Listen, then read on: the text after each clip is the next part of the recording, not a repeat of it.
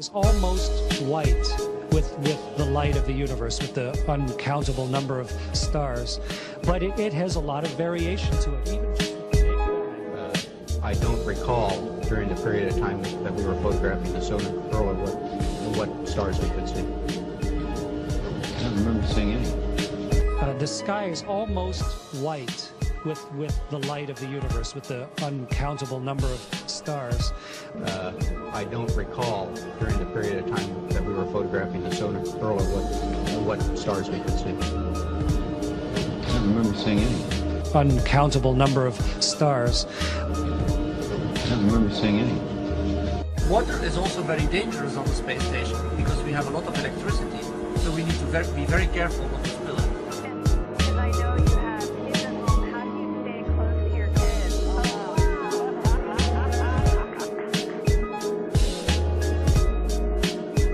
Also very dangerous on the space station because we have a lot of electricity. So water is also very dangerous on the space station because we have a lot of electricity, so we need to be very careful. And so when you open up your hockey puck and turn it into a washcloth, it was compressed in a great big vise somewhere. Okay, so here's my washcloth, like a magic trick. And now I'm going to get this soaking wet, and then we're going to see what'll happen when we wring it out. Meredith and Kendra suggested that I dip this in a bag, but bags don't hold water in space, so instead I filled a water bag. This has drinking water in it. And I'm going to squirt a bunch of water into this washcloth. So water is also very dangerous on the space station because we have a lot of electricity, so we need to be very careful not to spill it. So water is also very dangerous on the space station because we have a lot of electricity, so we need to be very careful. Okay, so here's a soaking wet washcloth. Get the microphone so you can hear me while I'm talking. And now let's start wringing it out. It's really wet. So water is also very dangerous on the space station because we have a lot of electricity, so we need to be very careful not to spill it.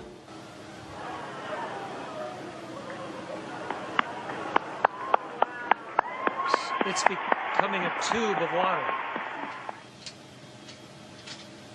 The water's all over my hands. In fact, it wrings out of the cloth into my hands. And if I let go of the cloth carefully,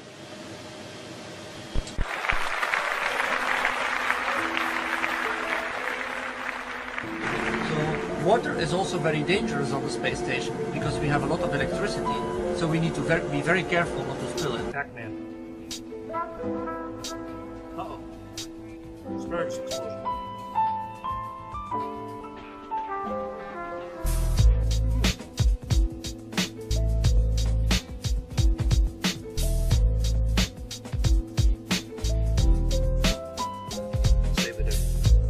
Piece of asparagus, we'll leave it upside down. And so, you know, you're dizzy, your lunch is floating around in your belly because you're floating, and what you see doesn't match what you feel, so you want to throw up. So how do you throw up if you get sick in space? Ooh, the sun's starting to come up. So here's an astronaut barf bag right here. So let's say you're about to throw up in space. Quick, you get your barf bag open, and now think about what happens on Earth when you throw up. Now that'll be okay. You throw up and you have a bag of something horrible, and then you throw it away. But in space, if I throw up in this bag, what am I going to do with it? This bag has to stay with me in space for months. So we want a really good barf bag. So we have one that will really protect us. And this one has a liner in it, so that when you throw up into it,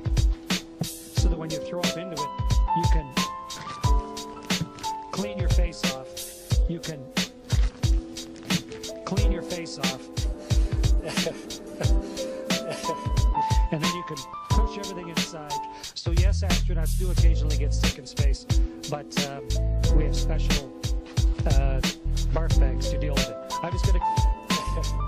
And then you can push everything inside, and then it comes with its own Ziploc to put it inside the Ziploc, and then you can throw it down into the wet trash. So yes, astronauts do occasionally get sick in space, but we have special barf bags to deal with it. I'm just going to close the shot.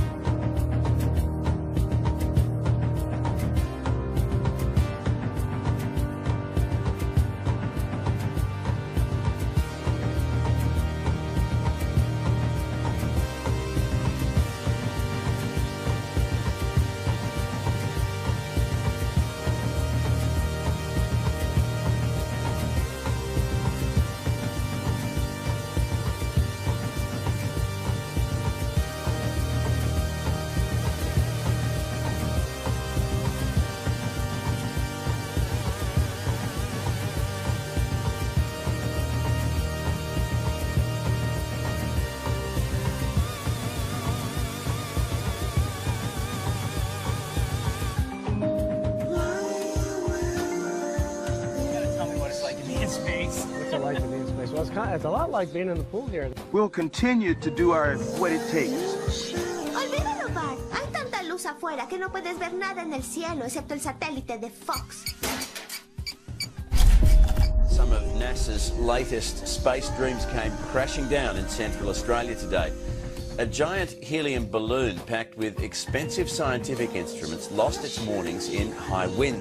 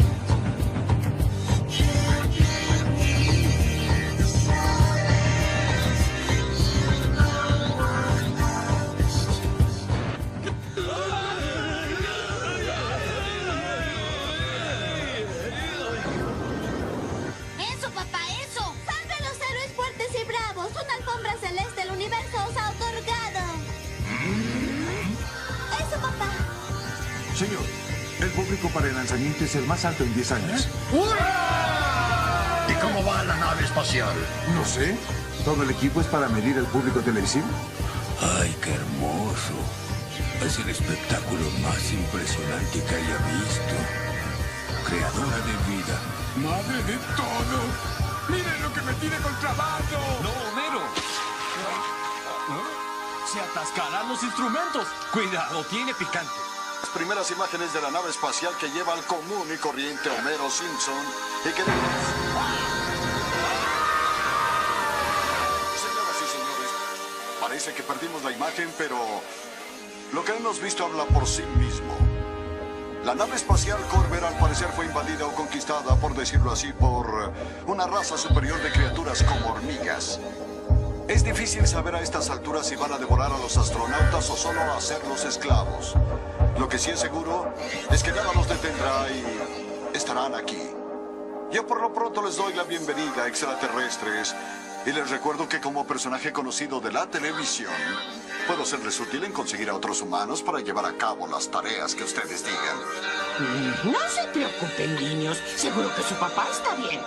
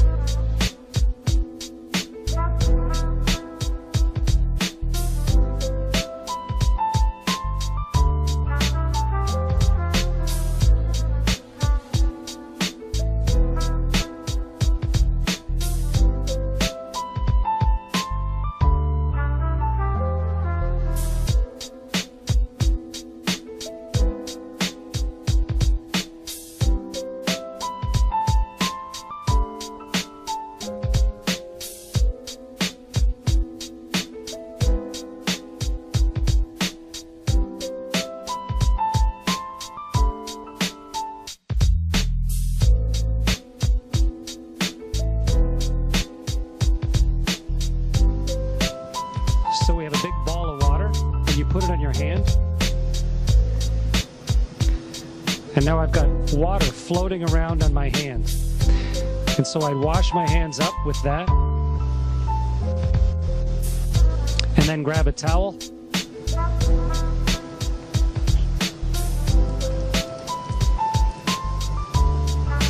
And dry them off.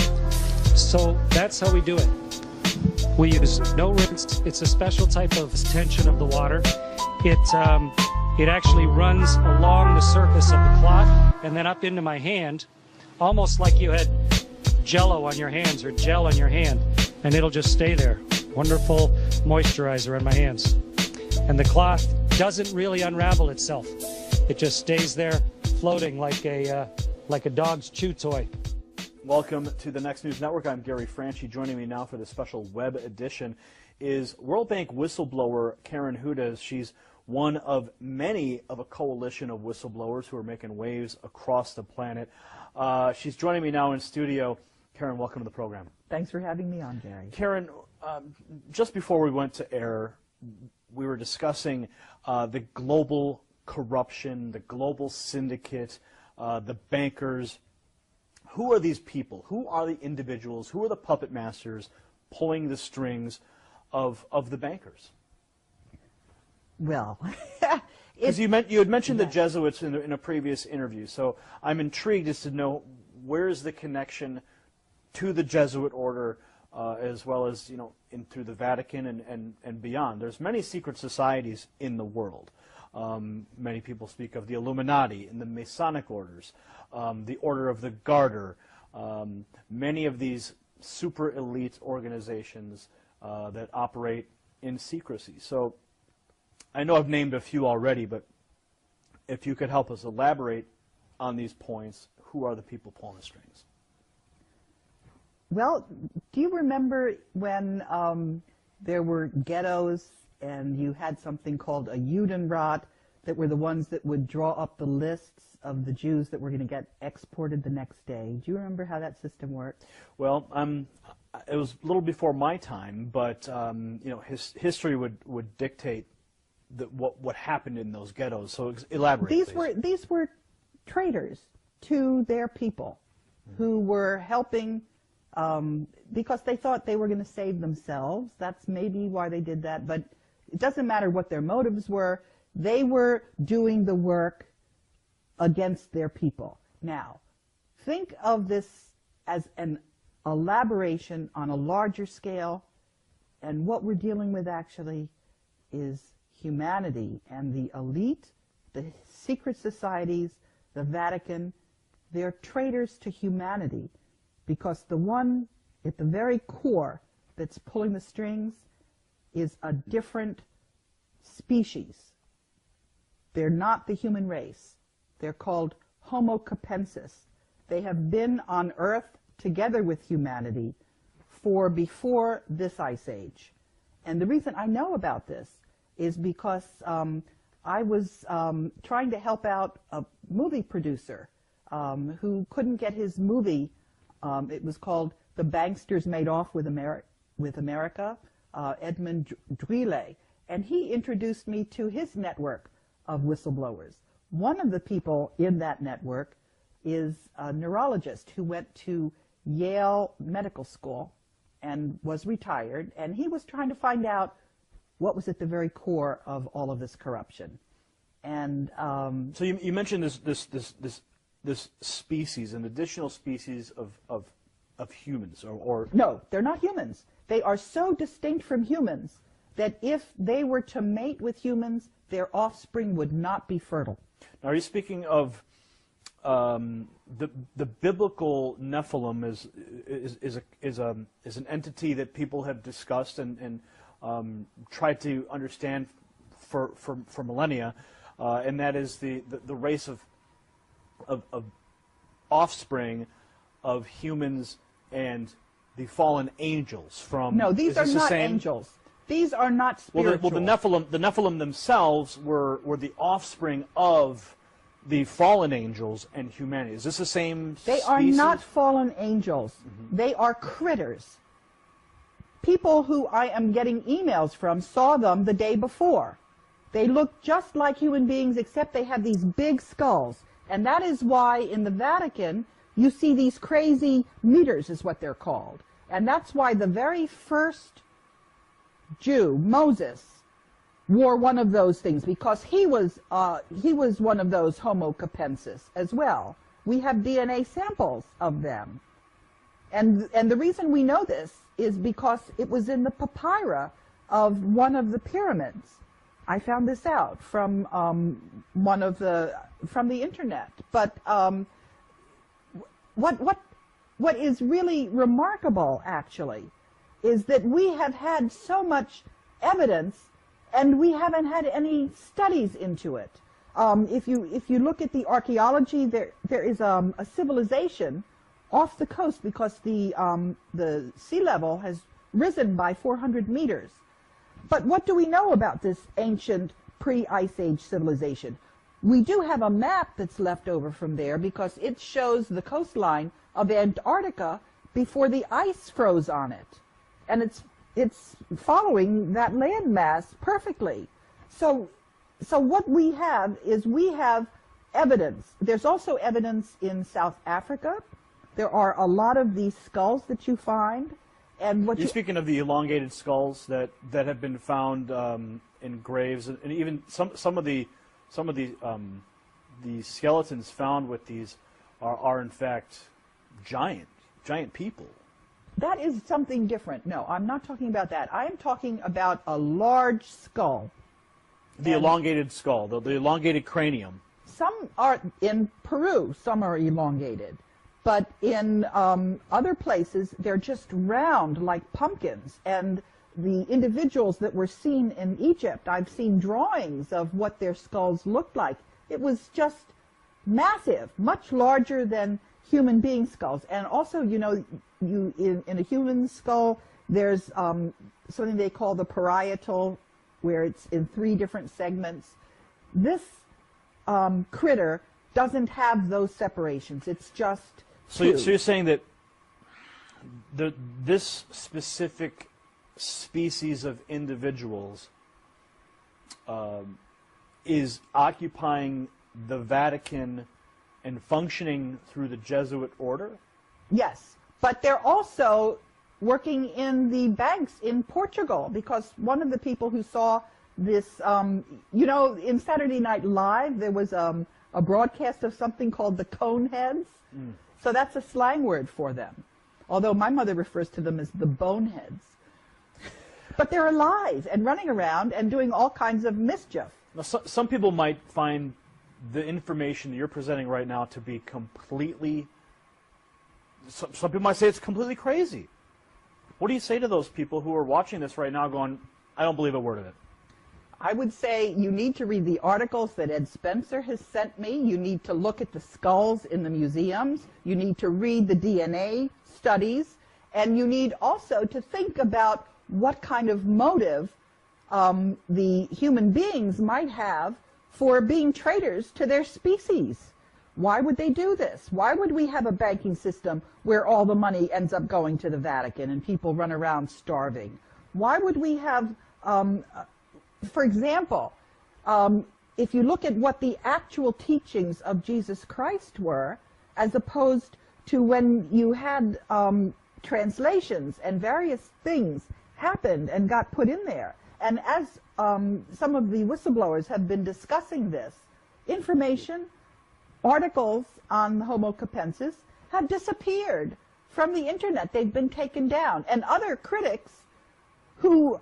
I don't know why they're getting all the coverage they are, and they've been getting features in Wikipedia. Let me talk a little bit about Wikipedia. Sure, okay? Sure. I had an experience with Wikipedia because I got involved in trying to edit the biography on Robert Zoellick, who was the World Bank president. Mm-hmm. And I was trying to explain to people that the United States had lost the gentleman's agreement, which you could demonstrate. You could see. I couldn't get that into Wikipedia.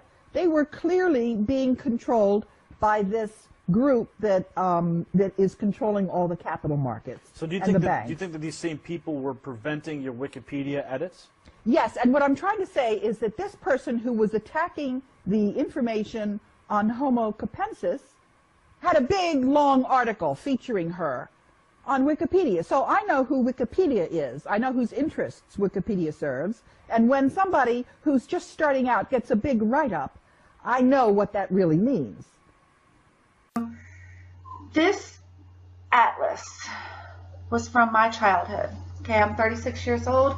This atlas copyright date is 1984. So this is from my parents ordered an Encyclopedia Britannica, a whole set, because we didn't have internet back then whenever I started school. And this was there. I don't know what made me decide to open it. And so I opened this book, and it's very detailed, very on point to point, all right? So it tells you about the biosphere, it tells you all these very detailed things about the life cycle. Now right here says world number 1, and it is the azimuthal, I do not know how to pronounce that correctly, and azimuthal equidistant projection map. Azimuthal equidistant projection map. Anyway, the point of this map is that the center is the north and the outer ring is the south. Now when you have a magnet, if it's a donut-shaped magnet, a ring, the inner will be north and south. That's how the poles will be. Keeping that in consideration, okay? Now, this little gem here is the only conversation in the whole book, okay? First page of World 1, before it goes into all those strange maps where it moves the lines, the sides, I'll show you. Okay, see this map right here? Look at how they have those lines curved. That doesn't, you can't see, it's not picking it up. At the bottom here, the lines that go around the earth do not match up properly. They all squiggle. Now here, these match up perfectly with the time. Each section is an hour that the sun goes around. 1 hour, okay? Now this is the only paragraph here, and it says, now man must begin to grapple with causes that have more than one effect. It is time for man to meditate on his heritage and to act, remembering that knowledge is a fountain of life to him who possesses it. So,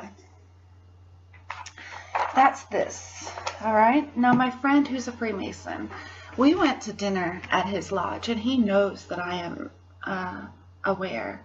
This was several years ago. This was before he was the worshipful master the first time, a couple years ago. In the temple upstairs, there's no windows, and there's chairs all the way around, and there's 3 thrones as far as I can remember. And the floor is black and white checkerboard, flat checkerboard. Okay, black and white, light and dark, all right? And the north was in the center. He said, notice, he said to me this, and only this, as he ever said. He said, notice how we have it set up in the directions. And there's a throne on every side of the directions except for north. He said, there is no north. And he never said another thing about it.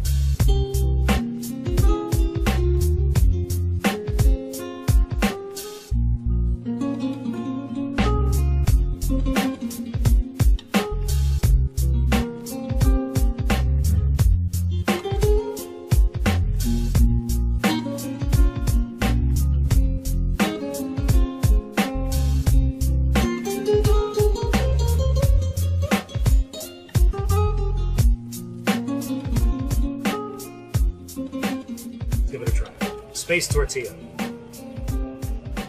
Lasts 18 months in this package. Got my bean paste. Okay, nice and warm.